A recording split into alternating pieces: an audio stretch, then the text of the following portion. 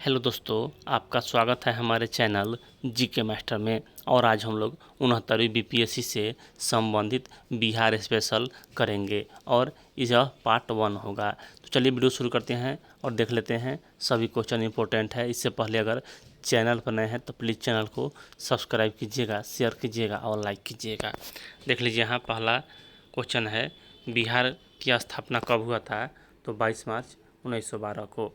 अगला है, राजधानी कहाँ है बिहार की? तो यह पटना है। अगला है, बिहार का उच्च न्यायालय कहाँ है? तो पटना में है। और राजकीय भाषा क्या है बिहार की? तो हिंदी है। और द्वितीय राजकीय भाषा क्या है? तो उर्दू है। और राजकीय पशु क्या है बिहार की? तो बैल है। उसके बाद राजकीय पक्षी क्या है? तो गौरैया है। राजकीय पुष्प क्या है? गेंदा फूल है। राजकीय वृक्ष क्या है? तो यह पीपल है। और राजकीय चिन्ह क्या है? तो बोधि वृक्ष है। और राजकीय मछली क्या है? तो मांगुर है। उसके बाद अगला है, भौगोलिक परिचय। अक्षांशीय विस्तार कितना है? तो 24/22। और उत्तरी अक्षांश देशांतीय विस्तार कितना है? तो 83 डिग्री 19 मिनट पूर्वी देशांतर। आकृति क्या है? तो आयताकार है। और क्षेत्रफल क्या है? तो 94,163 वर्ग किलोमीटर। उसका लंबाई कितना है उत्तर से दक्षिण की तरफ? तो 345 किलोमीटर। और चौड़ाई कितना है? तो 483 किलोमीटर हो जाएगा। औसत ऊंचाई कितना है? तो 52.73 मीटर और 173 फीट। उसके बाद आगे है कि सीमाएं, तो उत्तर में नेपाल, दक्षिण में झारखंड, 9 जिले, और पूर्व में पश्चिम बंगाल 3 जिले से सीमा स्पर्श करता है। और पश्चिम में उत्तर प्रदेश, बिहार के 7 जिले से सीमा स्पर्श होता है। और आगे है, लोकसभा सदस्यों की संख्या कितना है? तो 40 है।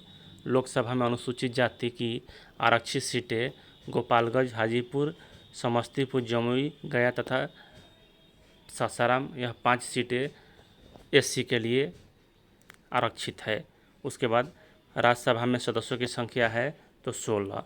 विधानसभा में सदस्यों की संख्या 243। और विधानसभा में अनुसूचित जाति के लिए आरक्षित सीटें तो 38, अब 40 हो गया है। उसके बाद विधानसभा में अनुसूचित जनजाति के लिए आरक्षित सीटें तो 2। और विधान परिषद सदस्यों की संख्या कितना है? तो यह हो जाएगा 75। उसके बाद अगला है, बिहार में प्रमंडलों की संख्या कितना है? तो प्रमंडलों की संख्या 9 है। उसके बाद बिहार में जिलों की संख्या कितना है? तो 38 है। अनुमंडलों की संख्या कितना है? तो 101 है। प्रखंडों की संख्या कितना है? तो 534 है। अगला है, राजस्व गांवों की संख्या कितना है? तो 45,098 है। शहरों की संख्या कितना है? तो 139 है। और नगर समूहों की संख्या कितना है? तो 14 है। यह सभी इम्पोर्टेंट क्वेश्चन है। उसके बाद 1 लाख से अधिक जनसंख्या वाले नगरों की संख्या कितना है? तो 19 है। और पटना महानगर कौन है? तो एक महानगर पटना महानगर। और नगर निगम की संख्या कुल कितना है? तो 11 है। नगर पंचायतों की कुल संख्या कितना है? तो 86 है। नगर परिषदों की कुल संख्या कितना है? तो 42 है। उसके बाद यहाँ जनगणना के बारे में हम लोग देख लेते हैं। 2011 की जनगणना से ही यहाँ क्वेश्चन आएगा। कुल जनसंख्या कितना है? तो 10,40,99,452। पुरुष जनसंख्या कितना है?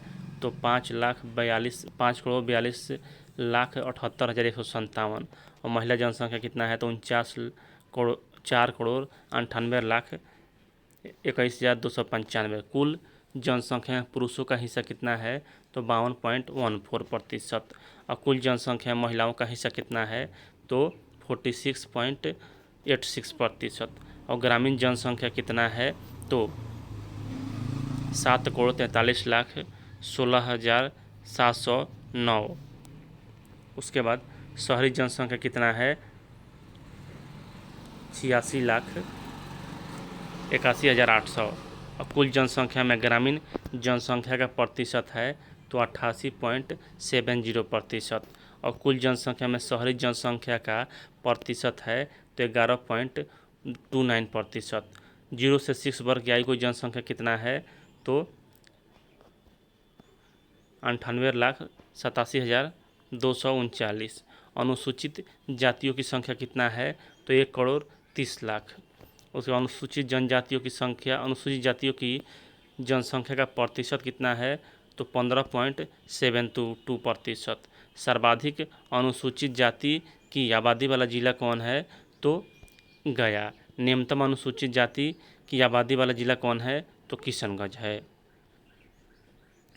अनुसूचित जनजाति की संख्या कितना है तो अनुसूचित जनजाति के बारे में हो जाएगा 7,58,351 अनुसूचित जनजातियों का प्रतिशत कितना है 1.3% जो कुल जनसंख्या का है।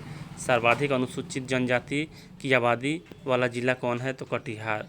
और न्यूनतम अनुसूचित जनजाति वाला जिला कौन है तो शिवहर।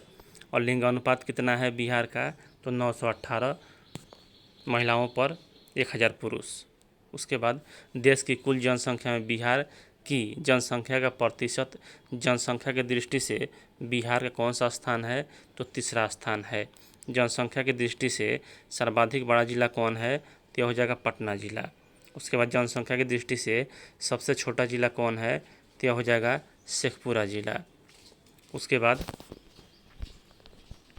जनसंख्या वृद्धि दर 2011 से 11 के बीच जनसंख्या वृद्धि कितना रहा पूरे बिहार का तो 25.42%। 2001 से 11 के दशक में सर्वाधिक जनसंख्या वृद्धि दर वाला जिला कौन है तो मधेपुरा है। 2001 से 11 के दशक में न्यूनतम जनसंख्या वृद्धि दर वाला जिला कौन है तो गोपालगंज है। उसके बाद जन्म व मृत्यु दर, जन्म दर कितना है तो 30.9 प्रति हज़ार। मृत्यु दर कितना है तो 7.9 प्रति हज़ार। शिशु मृत्यु दर कितना है तो 61 प्रति हज़ार जीवित जन्म पर। और मातृत्व मृत्यु दर कितना है तो 331 प्रति 1 लाख जीवित के जन्म पर। उसके बाद जनसंख्या घनत्व, जनसंख्या घनत्व कितना है तो 1106 वर्ग किलोमीटर। उसके बाद जनसंख्या घनत्व की दृष्टि से बिहार का भारतीय राज्य में स्थान कौन है प्रथम। सर्वाधिक जनसंख्या घनत्व वाला जिला कौन है शिवहर 1880। उसके बाद अगला है लिंगानुपात कितना है तो 918। 1000 बच्चों का लिंगानुपात कितना है तो 935। लिंगानुपात की दृष्टि से भारत में राज्यों के क्रम में 24वां स्थान है बिहार का। सर्वाधिक लिंगानुपात वाला जिला कौन है गोपालगंज है। न्यूनतम लिंगानुपात पर जिला कौन है तो यह मुंगेर है। उसके बाद साक्षरता, बिहार की कुल साक्षरता कितना है तो 61.80%। पुरुष साक्षरता कितना है तो 71.20%। और महिला साक्षरता कितना है तो 51.50%। साक्षरता की दृष्टि से भारत के राज्यों का क्रम है तो 28वां।